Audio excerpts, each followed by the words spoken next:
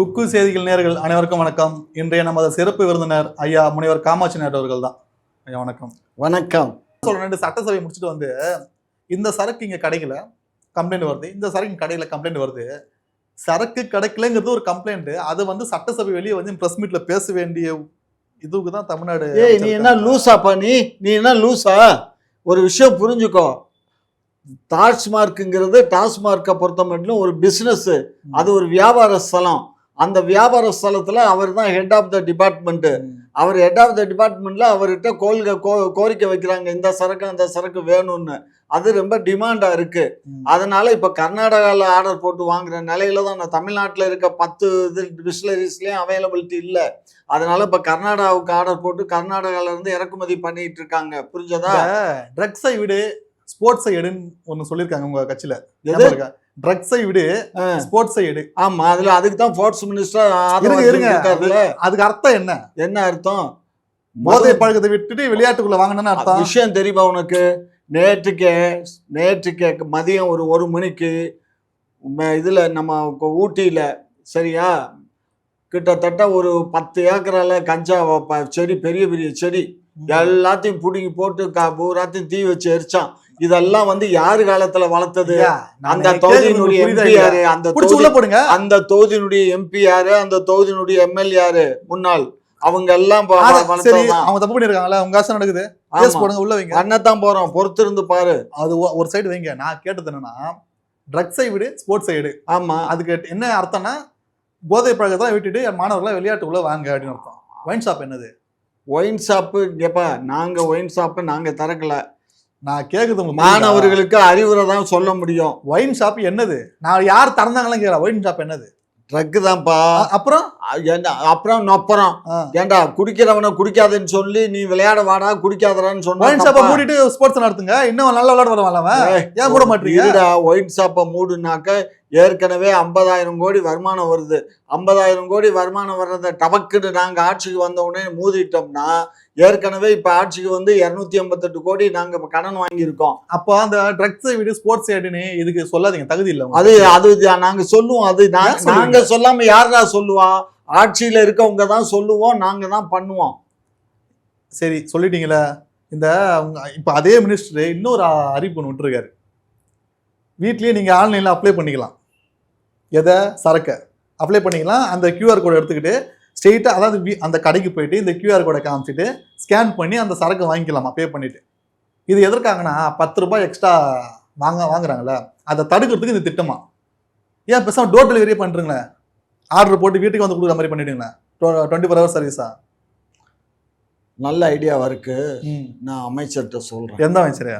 இல்லை, அவங்க ஆர்டர் கொடுத்தாங்கன்னா இப்போ ஏற்கனவே தான் நிறைய ஃபுட்டெல்லாம் கொண்டு போய் சப்ளை பண்ணுறாங்கல்ல, அது மாதிரி ஆர்டர் கொடுத்தா இது பெரிய பெரிய இதுலேருந்து இப்போ போகுது. இப்போ மது பாட்டில் என்ன போகாமல இருக்குது.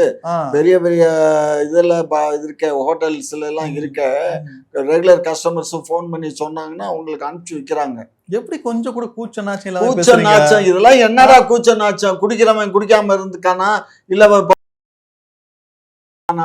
என்னடா பேசுற நீங்க? அதே மைண்ட் செட்ல இருக்கீங்க. அந்த கட்சி என்ன சொன்னீங்கன்னா நடவடிக்கை சரியில்லை. என்ன கேக்குறேன்னா, தமிழகத்தை மாணவர்களுக்கு வந்து அந்த போதையில இருந்து வெளியே எடுத்துட்டு வரோம் பிளான் சொல்றீங்க. நீங்களே தான் அதை சொல்றீங்க. நாங்க தான் சொல்ல முடியும். வேற என்ன சொல்றீங்க? தகுதி இருக்கு சொல்லிட்டு அதுல, அதாவது ஒயின் ஷாப் இந்த போதை எப்படி குறைக்கிறதுங்கிற வழிதான் பார்க்கணும். நீங்க என்ன பண்ணி ஒரு ஸ்டெப் மேல போட்டு நீ வீட்டுல இருந்து ஆர்டர் போட்டுக்கோ, வீட்டுல இருந்தே பே பண்ணிடு, கடைக்கு வந்து நேரம் வாங்கிக்கோ. ஆட்சிக்கு வந்த உடனே 717 கடைகளை மூடணும். எந்தெந்த கடைன்னு அதெல்லாம் நான் காட்டுமா? பெரம்பூர் யார் தொகுதி? பெரம்பூர் யாரு தொகுதி? முதலமைச்சர் தொகுதி தான். அந்த தொகுதி தான் நான் காட்டுமா? நானு காட்டு. எத்தனை ஸ்கூல் இருக்கு, எத்தனை கோயில் இருக்கு, பக்கத்துல எத்தனை ஒயின் ஷாப் நான் காட்டுமா? லிஸ்ட் எடுத்துட்டு வா, நான் சொல்லி உடனடியா மாத்த சொல்றேன். கவலையே படாத. இங்க பாருப்பா, நீ தான் ஸ்கூலுக்கு பக்கத்துல இருக்குங்கிறீல, எத்தனை மீட்டர்ல? 500 மீட்டருக்குள்ள இருக்கக்கூடாது உங்க டார்கெட் படி. கரெக்டா? ஆமா. அந்த இடத்துல மசூதியும் கோயில் கணக்குல தான் வரும். சர்ச்சு, இந்து கோயில் எல்லாமே உங்களுக்கு வந்து அதான் ஓவரால பார்த்தா கோயில் கணக்குல தான் வரும் எல்லாமே. கரெக்டா? ஆமா, எல்லாமே கோயில் தான். சர்ச் இருக்கிற பக்கத்துலயும் ஒயின் ஷாப் இருக்கு, ஸ்கூல் இருக்கிற பக்கத்துலயும் ஒயின் ஷாப் இருக்கு, மசூதி இருக்கிற பக்கத்துலயும் ஒயின் ஷாப் இருக்கு, இந்து கோயில் இருக்கிற பக்கத்துலயும் ஒயின் ஷாப் இருக்கு. எங்க பெரம்பூர்ல சரி, அந்த லிஸ்ட்டை கொடு, எந்தெந்த அட்ரஸ் வாரியா கொடு, நான் அமைச்சர்கிட்ட சொல்லி உடனடியா மாத்தி ஒரு முதலமைச்சர் தொகுதி 716 கடையில மூடுறான்னு சொல்றீங்க. ஒரு முதல்வர் தொகுதி இப்போ மற்ற தொகுதியில் இருந்தா கூட கொஞ்சம் கவனிக்காம விட்டுட்டோம்னு சொல்லலாம்.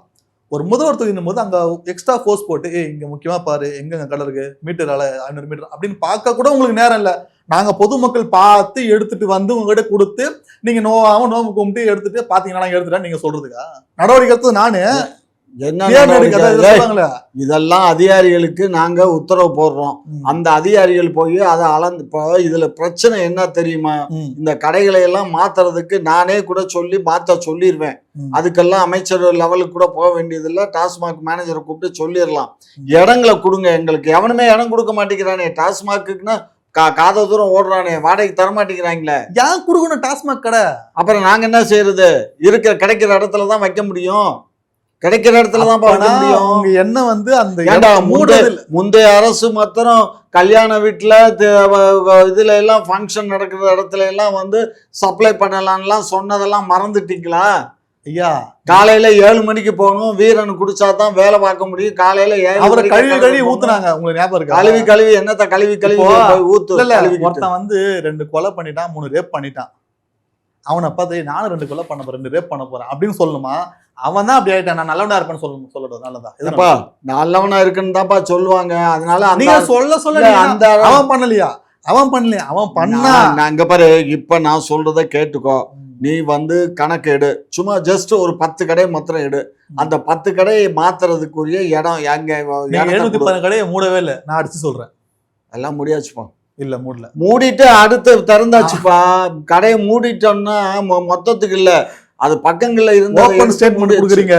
இது வந்து கட்சிக்கு எதிரான ஸ்டேட்மெண்ட். இங்க பாரு, அந்த இடத்துல இருந்து மூடிட்டு அங்க எங்க இடம் கிடைச்சிச்சோ அந்த இடத்துல சில கடைகளை திறந்திருக்காங்க, அவ்வளவுதான். அப்ப என்ன யூஸ் இது? எனக்கு புரியல. இது கடை கணக்குக்கு 717 கடை நாங்க மூடிட்டோம். அதுக்கப்புறம் வந்து நாங்க வந்து நீங்க வேற இடத்துல திறக்குறீங்க. அது எதுக்கு பண்றீங்க? பேசாம இந்த பருத்தி முட்டை குடல்ல இருக்குன்னு சொல்லுவாங்களே, பேசாம அங்கேயே இருந்துட்டு போட்டோம். அங்கேயே இருந்துட்டு போறதுக்கு தான் மசூதிக்கு பக்கத்துல இருக்கு, சர்ச்சுக்கு பக்கத்துல இருக்கு, பிள்ளையார் கோயில்கிட்ட இருக்குது, பள்ளிக்கூடத்துக்கு பக்கத்துல இருக்கு, ஆஸ்பத்திரிக்கு பக்கத்துல இருக்கு, அம்மா வீட்டுக்கிட்ட இருக்கு, அக்கா வீட்டுக்கிட்ட இருக்கு, தங்கச்சி வீட்டுக்கிட்ட இருக்குன்ற இடம் தறிக்கட்ட பயிலுங்களா? அப்ப என்னமா சொல்லணும்? நான் 715 கடையிலேயே இந்த மாதிரி இடத்துல மூடிட்டோம், வேற இடத்துல திறந்துருக்கோம் அப்படின்னு நீங்க சொன்னா நீங்க சொல்றது வாஸ்தவம். நாங்க 715 கடையை மொத்தமா மூடிட்டோம்னு ஏன் சொன்னீங்க? மூடிட்டோம், அந்த கடையை மூடிட்டோம். நாங்க 717 கடைகளை நாங்க மூடிட்டோம். இப்ப இந்த மாதிரி கடைகள் எல்லாம் இப்ப நீ சொல்றீங்களே, இந்த கடைகள்லாம் தள்ளி இதை மூடிட்டு இந்த இடத்துல மூடி அவங்கள்ட்ட இடத்துக்காரங்கள்ட்ட சாவியை கொடுத்துட்டு எங்க அவைலபிலிட்டி எங்க கிடைக்குதோ அந்த இடத்துல திறக்குறோம். உங்க முதல்வர் தொகுதியில மட்டும் ஒரு பகுதியில மட்டும் எதிர்க்க 2 ஒயின் ஷாப்பு, இந்த சைடு ஒரு ஒயின் ஷாப்பு, கொஞ்சம் தள்ளி, அதாவது அந்த தொகுதியில மட்டும் ஒயின் ஷாப் அதிகம், பெரம்பூர்ல மட்டும். காரணம் என்ன? என்ன? பாட்டாளி மக்கள் இல்லப்பா, பாட்டாளி மக்கள் அதிகமா இருக்காங்க. அவங்களுக்கு அந்த பாட்டாளி மக்களுக்கு அந்த அழுப்பு இல்லாம இருக்கிறதுக்கு தண்ணி சாப்பிடுறாங்க, அதுக்காக அங்க அதிகமா திறந்திருக்கு, அவ்வளவுதான் வித்தியாசம். வேற ஒண்ணும் நீ அது குடிச்சா உடம்புக்கு நல்லது வரும்ல? உடம்புக்கு நல்லது. வழி தெரியாமப்பா நீ வந்து தண்ணி போடுறது எதுக்கு? ஒரு வெளிநாட்டுக்காரன் தண்ணி போடுறதுங்கிறது குளிருக்காக குடிப்பான், அதை விட்டுடு. அது வந்து இயற்கையா ஒயின்ல இருக்குதியா, அதனால அவனுக்கு உடம்புக்கு எந்த பாதிப்பும் வருது, அவன் வந்து அளவா குடிப்பான். இங்க நீங்க இயற்கையா கொடுக்குறீங்க. இங்க குளிக்கிறது உடம்பு குடிக்கிறதுடா. இங்க குடிக்கிறது வந்து அழுப்பு தெரியாம இருக்கிறதுக்காக, வேலை வெட்டிக்கு போறோம், கஷ்டப்பட்டு வேலை பார்க்கறோம், அந்த அழுப்பு நீங்கிறதுக்காக தண்ணியை குடிச்சிட்டு ஏதோ சாப்பிட்டு நம்ம கல்லா கட்டணும். எவன் எப்படி போனா நீ எப்படி சத்தானீங்கன்னா எனக்கு காசு வரணும். காசு வரணும்னா போய் ஜெயலலிதா அம்மாவை கேட்டு வாடா. அந்த மாதிரி தான் டாஸ்மாக் ஓபன் பண்ணிச்சு, போய் படத்துக்கு போய் கேட்டு வாடா. நம்பர் கொடுங்க. நம்பர் எடுத்து போய் கொடுக்குறேன். அந்த மாதிரி நம்பர் என்கிட்ட இருக்கு, ஆனா அந்த போன் எல்லாம் வேலை செய்யாது, அங்கதான் இருக்குது. போய் ஜெயலலிதா பத்தி பேசுறதே உங்க கட்சிக்கு வந்து இப்ப தைரியமா பேசுறீங்க. அப்ப இருக்கும் போதெல்லாம் உங்க கட்சியில இருந்து எல்லாரும் போய் பார்த்தாங்க. நீங்க எல்லாம் தெரியும் எல்லாருக்கும். இங்க பாரு, எல்லாத்துக்கும் தெரியலாம். ஆனா ஜெயலலிதா அம்மா கூட நான் க்ளோஸா இருந்தவன் தான், அந்த அம்மாவுக்கு நான் வேலை பார்த்தவன் தான். நாங்க நான் ஒரு அக்கா தம்பி அண்ணன் தம்பி மாதிரி நாங்க பழகினவங்க தான், இல்லைன்னு சொல்ல. சாராய கடையை திறந்தது அந்த அம்மா தான் அரசுடைமை ஆக்குனது. சாராய கடை எம்ஜிஆரே திறந்துட்டாரு, அதை வந்து அரசுடைமை ஆக்குனது அம்மா ஆக்குனாங்க. அதனால அதை கண்டினியூ ஆகுது, அவ்வளவுதான். இப்போ நீங்க சொன்னீங்களே, இப்போ எனக்கு ஒரு கேள்வி கண்ணு தோணுது. இப்போ உங்க ஆட்சியில ஏதோ தனியாருக்கு வந்து அந்த ஒயின் ஷாப்பை கொடுக்க போறதா பேச்சு அடிப்படுது, உண்மையா? அப்பா தனியாருக்கு வந்து பழைய மாதிரி, அதாவது ஜெயலலிதா ஆரம்ப காலத்தில், எம்ஜிஆர் ஆட்சி காலத்துல எல்லாம் என்னன்னா ஆக்ஷனில் கொடுத்துருவாங்க. ஏலத்தில் கொடுத்து யார் அதிகமான தொகைக்கு கேட்குறாங்களோ அவங்களுக்கு நம்ம கொடுத்துட்றது தான் பழக்கமாக இருந்தது.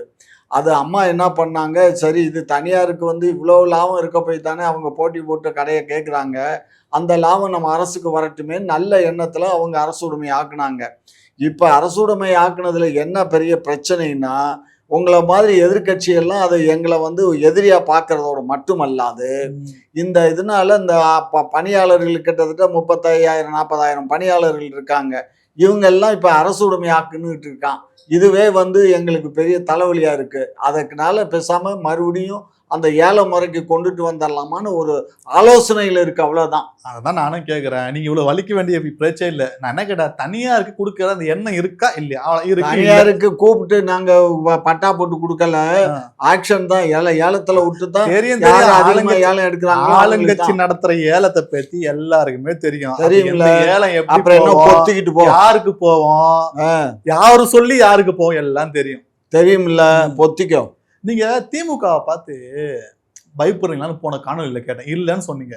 ஆனா திமுக இருக்கிற எல்லாரையும் புடிச்சு அவங்க மேல வழக்கு போடுறீங்களே, உங்களுக்கு ஏன் இந்த வேலை? ஏன்டா தப்பு பண்ணா வழக்கு போடாம தட்டி கொடுக்க செய்வாங்க? நக்கீரன் கோபால் என்ன பண்ணாரு உங்களை? நக்கீரன் கோபால் என்ன பண்ணாரு உங்களை? அட பாவி, நக்கீரன் கோபால் வந்து பச்சையா கொச்சையா, அதாவது அவர் வாயிலிருந்து வராத வார்த்தைகளே இல்லை. அந்த அளவுக்கு அந்த யூடியூப்லயும் அந்த பத்திரிகையும் அதுக்காக வழக்கு போடல. எதுக்காக வழக்கு போட்டிருக்கீங்க தெரியுமா? இப்ப ஒரு 2 நாளுக்கு முன்னாடி அவர் வந்து ஒரு யூடியூப் சேனல்ல, எங்கள் தேசம் யூடியூப் சேனல்ல பேட்டி கொடுத்திருந்தாரு. அப்ப பேசும்போது என்ன சொன்னாருன்னா, இந்த கரூர் விஷயத்தை பத்தி ஒரு பேசியிருக்காரு. அதை பத்தி பேசினாலே வழக்கா? என்ன பண்ணி என்ன பண்ண காவல்துறை நீங்க கூப்பிட்டு நீங்க பேசுறீங்க, விளக்கம் கொடுங்கன்னு கூப்பிட்டுருக்கலாம். ஒரு பேசுனதுக்கே வழக்குனா என்ன? நீ ஒரு விஷயம் புரிஞ்சுக்கோ. கரூர் சமாச்சாரத்துல வந்து கொலகாரன் வந்து விஜய் தான் அவர் பேசுறாரு, புரிஞ்சுக்கோ. இந்த சமாச்சாரம் வந்து எங்க இருக்குது அப்படின்னா, அன்றைக்கு தமிழ்நாடு அரசு அவர் மேல எஃப்ஐஆர் போட்டிருக்கணும். எஃப்ஐஆர் போடலை. எஃப்ஐஆர் போடாத போது எப்படி குற்றவாளி ஆக முடியும்? ரெண்டாவது, இப்ப சிபிஐடைய என்கொயரி உச்ச நீதிமன்றத்தினுடைய பார்வையில இருக்கு. அப்படிப்பட்ட ஒரு வழக்கு இருக்கும்போது இவர் தனியா அந்த வழக்கை பத்தி விமர்சனம் பண்றதுக்கு இவருக்கு யார் அனுமதி கொடுத்தது? யார் அனுமதி கொடுத்தது? பெரிய மீசம் வச்சுக்கிட்டா மாத்திரம் போதுமா? எதை வேணாலும் பேசிடலாம். சரி, கேஸ் எங்க இருக்கு? சிபிஐல தானே இருக்கு. ஆமா. அப்படி ஒரு பேசுறதா இருந்தா அவங்க நடவடிக்கை எடுக்கட்டும். நீங்க எதுக்கு வழக்கு போடுறீங்க? அவங்கதான் போடணும்னு அவசியம் இல்ல, நாங்களும் போடலாம். கைது பண்ற ஆள் எல்லாமே இப்ப நயந்திரம் திமுக நாங்க கைது பண்றோம். யாரெல்லாம் கைது பண்ணீங்க எல்லாமே ஒண்ணு திமுக எம்எல்ஏ, திமுக முன்னாள் அமைச்சர்கள், இல்லைன்னா திமுக ஆதரவா பேசவங்களா பார்த்து கைது கேஸ் போடுறீங்க, கைது பண்றீங்க. ஆனா என்ன தெரியுமா, அது உதயநிதி அவர்களை அரெஸ்ட் பண்ண ட்ரை பண்ணிக்க முடியல. மார்கண்டேயன் அவர்கள் 5 நாள்ல வெளியே வந்துட்டாரு. அப்புறம் அனிதா ராதாகிருஷ்ணன் அவர்கள் அவரை உள்ளே வைக்க முடியல. இப்ப நக்கீரன் கோபால் அவரை வழக்கு போட்டுறீங்க. சும்மா ட்ரை பண்றீங்க, முடியல, தோத்துட்டே இருக்கீங்களா? நக்கீரன் கோபால் ரிமாண்ட் ஆயிருக்காருல்ல, 15 நாளுக்கு ரிமாண்ட் இல்லையா? வெளியே வந்துட்டாரா? இன்னும் கேஸ் தான் போட்டிருக்காங்க, இன்னும் அரெஸ்ட் பண்ணல. நாங்க வந்து இது அரெஸ்ட் வாரண்ட் வாங்கி பண்ணுவோம். நீங்க எடுக்கிற முயற்சி எல்லாம் வீணா போகுது. அதுக்காக தாண்டா அரெஸ்ட் வாரண்ட் வாங்கிட்டு அரெஸ்ட் பண்ணுவோம்டா. ஓ, அப்ப கூட நீங்க என்னன்னா ஒத்துக்க மாட்டீங்க. சரி, வழக்கு போட்டுன்னு. வழக்கு போட்டது தப்பு இல்ல, வழக்கு போட்டிருக்கோம். வழக்காடு மன்றத்துல போய் ஆடட்டும், வழக்கு ஆடட்டும். அதுல தான் நிரபராதின்னு நிரூபிச்சு வெளியில வரட்டும். இப்ப நிரபராதின்னு எத்தனை பேர் நீ சொன்னவங்க எல்லாம் நாங்க வழக்காடி வந்திருக்காங்கல்ல, அது மாதிரி அவர் நக்கீரன் கோபாலும் வரட்டும். என்ன இருக்கு? கடைசி வரைக்கும் டிஎம்கே கிட்ட இந்த மாதிரி தான் பண்ணிட்டு இருப்பீங்க. நீ பேசு. இதில் இல்லை என்னன்னா, டிஎம் ஆட்சியில் ஒரு மீம்ஸ் போட்டாலும் சரி, ஒரு கருத்து சொன்னாலும் சரி, டக்குன்னு வழக்கு போடுவாங்க, அரெஸ்ட் பண்ணுவாங்க, ரிமாண்ட் பண்ணுவாங்க. இந்த மாதிரி நிறைய பண்ணிட்டு இருப்பாங்க. இப்போ நீங்க வந்தோன்னா அதெல்லாம் இருக்காது. கருத்து சுதந்திரம் ஈஸியா பேசலாம். ஒரு ஆளுங்கட்சி எதிர்த்து அவங்க பண்ற தப்பை எதிர்த்து பேசலாம், ஒரு தைரியம். கருத்து சுதந்திரம் தாவேக ஆட்சியில நிறையவே உண்டு, தவறு இல்லை. இப்ப நான் பேசல, நீ பேசல, நீ கேள்வி எல்லாம் எப்படி கேட்கிற தாக்க பத்தி, அதுக்காக ஒன்னு கைது பண்ண போலீஸ் வந்து இங்க நின்றுகிட்டா இருக்கு. நான் பேசுறேன்னா உங்ககிட்ட கேள்விகள் தான் வைக்கிறேன். ஒரு சில பெரிய பிரஸ் ரிப்போர்ட் எல்லாம் பேசும்போது அவங்க ஒரு சில இது பேசதான் செய்வாங்க. ஆனா நீ அதை பேசுனாலே உன்னை ஜெயில வச்சிருவேனா? அப்ப எப்படி நியாயம் இது? இப்ப வந்து அவர் பேசுனது, நக்கீரன் கோபால் பேசுனது தப்பு. அது மாதிரி இன்னும் நிறைய ஒரு 4-5 பேர் இருக்காங்க. அந்த ஆட்களை எல்லாம் வந்து சிறையில போட்டா. டிவிகே கவர்மெண்ட் வந்து நீங்க நிறைய பேரை பேசுறாங்க. ஒண்ணும் இல்ல, இந்த நாம் தமிழர் கட்சியில போன வருடம் 8ஆம் மாசம் ஒருத்தர் பேசியிருந்தாரு. எப்போ? போன வருடம் யார் ஆச்சு? திமுக ஆட்சி. போன வருடம் 8 ஆகஸ்ட் மாதம் பேசியிருந்தாரு. நீங்க ஆட்சிக்கு வந்து அவருக்கு வழக்கு போட்டு இப்ப அரெஸ்ட் பண்ணீங்க, ஆனா ஒண்ணுமே வெளியே வந்துட்டாரு. ஒரு அன்னைக்கு நைட்டு இதெல்லாம் செல்லாத தூக்கி போட்டாங்க. அப்புறம் டிஎம்கே சேர்ந்த ஒருத்தர் நைட் அரெஸ்ட் பண்ணீங்க, செல்லாத தூக்கி போட்டாங்க. மாரிதாஸ் அரெஸ்ட் பண்ணீங்க, நைட்டோட தூக்கி போட்டாங்க. இவ்வளவு கேவலப்பட்டோம் நீங்க திருந்த. நீ ஒரு விஷயம் புரிஞ்சுக்கப்பா. நாங்க குற்றம்னு நாங்க சொல்றோம், குற்றவாளி இல்லைன்னு நீதிமன்றம் சொல்லுது, ரொம்ப சந்தோஷம், அவ்வளவுதான். அதுதான் அதாவது கீழே வந்தாலும் மீஸ்ல மண்ணு ஓட்டல. என்னடா இத்தனை பேர் அரெஸ்ட் பண்ணுறோம், ஆனா எல்லாம் நிரபராஜ் வந்துருக்காங்களா, வயிறு எரியுதுடா அப்படின்னு ஒண்ணும் பண்ண முடியல. ஏன்னா உங்களுக்கு கேஸ் ஸ்ட்ராங்கா கிடைக்கல, வாதாடுறதுக்கு வக்கீல்கள் நம்ம கிட்ட இல்ல. அதான உண்மை. வாதாட வக்கீல் இல்லையா, காவல்துறை இல்லையா? எல்லா ஆட்சியில இருந்த காவல்துறை தான் எங்க ஆட்சியில இருக்கு. நாங்க ஒன்றும் புதுசா ஆகாயத்துல இருந்து காவலர்களை கொண்டு வந்து நியமிக்கல. ஏற்கனவே இருந்தவங்க தான் இருக்காங்க, இருந்த வக்கீலுக்கு தான் இப்பயும் இருக்காங்க. என்ன வழக்கறிஞர்கள் எங்க கட்சியை சேர்ந்தவங்களும் இப்ப நியமிச்சிருக்கோம், அவ்வளவுதான். அதெல்லாம் லைவ்ல போட்டேன். ஏதாச்சும் பட்ஜெட் வரும்னு பாக்குறேன். முதலமைச்சர் இந்த விஜயை பத்தி புகழதுலயே வந்து ஒரு ஏன்டா உங்களுக்கு எரியுது? ஏன் எரியுது? அவரை பத்தி புகழ்ந்து பேசுனா ஏன் எரியுது? அவரை பத்தி புகழ்ந்து பேசுறதுக்கு இங்க பாரு, புகழ்ந்து பேசுறதுக்கு கட்சி ஆரம்பிச்சு 2 ஆண்டு காலத்துல தமிழ்நாடு சரித்திரத்துல ஆட்சியை பிடிச்சது அவர் ஒருத்தர் தான்டா, வேற யாருமே இல்லடா. கட்சி மீட்டிங்ல நீங்க புகழ்ந்து பேசினா யாரும் கேட்க போறது இல்ல. விஜய் அவர்கள் வீட்டுக்கு போயிட்டு புகழ்ந்து பேசினா யாரும் கேட்க போறது இல்ல. சட்டமன்றங்கிறது ஒரு பொதுமக்களுக்கு நீங்க என்ன செய்ய போறீங்க, என்ன பிரச்சனை தீர்வு சொல்றது தலைப்பு தான். இது தலையங்கம் தான், உள்ளுக்குள்ள வா. தலைப்பு 5 நிமிஷம் இருக்கு, மேட்ரு 1/2 நிமிஷம் தானே இருக்கு, 30 செகண்ட்ல முடிச்சுட்டு போயிருங்க. அதெல்லாம் ஒண்ணும் கிடையாது. தலையங்கத்துல நீ பாரு, தலையங்கம் வடிவேல் படத்துல வருங்கால ஜனாதிபதி வாழ்க, வருங்கால மினிஸ்டர் வாழ்க, சிஎம் வாழ்க சொல்லுவாங்களா, அந்த மாதிரி எல்லா மினிஸ்டரும் பண்ணிட்டு இருக்காங்க. சின்ன பசங்க மாதிரி. எங்க கட்சி எங்களை வந்து அமைச்சர் ஆக்கியிருக்காரு, எம்எல்ஏ ஆக்கியிருக்காரு. உங்களே இல்ல, அவங்கதான் என்னுடைய சபாநேட்ஸ் தான், எங்க சபாநேட்ஸ் ஆக்கியிருக்காரு. எல்லாத்துக்கும் அவர் தான் காரணம். இப்ப அவரை பத்தி நான் பேசுறேன்னா அவர் தானே நான் பேசுறதுக்கும் காரணம் அமைகிறாரு. அப்படி இருக்கும்போது அவரை பத்தி கால் வந்திருக்கோம், வந்துருங்க. அவரை பத்தி பெருமையா பேசுறதுல என்ன தப்பு இருக்கு? சரி பேசுங்க. நாங்க எங்க கட்சி பொழப்பு ஓடும், அதானே பொழப்பு ஓடுது. ஆமா, பொழப்பு நீங்க தான் அப்படியே எதிர்கட்சி எல்லாம் எங்களுக்கு சேர்ந்து அப்படியே மணி ஆர்டர் பண்ணிட்டு இருக்கீங்க. டெய்லி ஒரு மணி ஆர்டர் வருது, நாங்க கிழிச்சுக்கிட்டு இருக்கோம். சட்டமன்றத்தை கிழியுது, எதிர்கட்சி கேட்கிற கேள்விகளுக்கு டப்பா டான்ஸ் ஆடுது ஆளுங்க. இங்க பாரு, கிழியுது. இங்க பாரு, சட்டமன்றத்துக்குள்ள கேட்கிற கேள்விக்கு டான்னு பதில் சொல்றது. இன்னைக்கு புஷ் ஆனந்த் எல்லாம் இன்னைக்கு நீர்வளத்துறை அமைச்சர் அருமையா பதில் சொன்னாரு, தெரியுமா உனக்கு? என்ன பதில் சொல்லல, அவர் கேட்ட கேள்விக்கு அவர் அருமையா சொன்னாரு, புரிஞ்சுக்கோ. அதே மாதிரி விவசாயத்தை பத்தி பேசும்போது சொன்னாரு. புஷியானது பல டாஸ்மாக்கு ஓனர் அவரு. அது அவர் ஊர்ல, இங்க கிடையாது. அவருக்கு பாண்டிச்சேரியில, தமிழ்நாட்டுல இல்ல, புரிஞ்சுக்கோ. பாண்டிச்சேரியா தமிழ்நாடு கிட்டத்தட்ட ஒரே ஸ்டேட் மாதிரி. அதே ஒரே நீங்க வேற அது கிடையாது. உன் வயிறு வேற, என் வயிறு வேற. நீ உன் கையில உன் வயிறுல நீ சாப்பிட்டேன்னா தான் உன் வயிறு நிறையும். என் கையில என் வயிறு நிறையணும்னா நான் தான் என் வயிறுல தான் சாப்பிடணுமே தவிர, அது பாண்டிச்சேரி வேற, தமிழ்நாடு வேற. அவர் பாண்டிச்சேரிக்காரரு, ஆனா தமிழ்நாட்டுல செட்டில் ஆயிட்டு சரி இங்க ஓபன் பண்ணிட்டு வரல, இங்க ஓபன் பண்ணிடுவாரு. ஆக்ஷன்ல வந்தாக்கா அவர் அமைச்சரா எடுக்க முடியாது. அமைச்சருக்கோ அவர் உறவினர்களுக்கோ கிடைக்காது. கான்ட்ராக்ட் கொடுக்க கூடாதுன்னு நான் எடுப்பீங்க. கண்டிப்பா எடுப்பேன். கண்டிப்பா. என்னதான் நான் சொல்ல.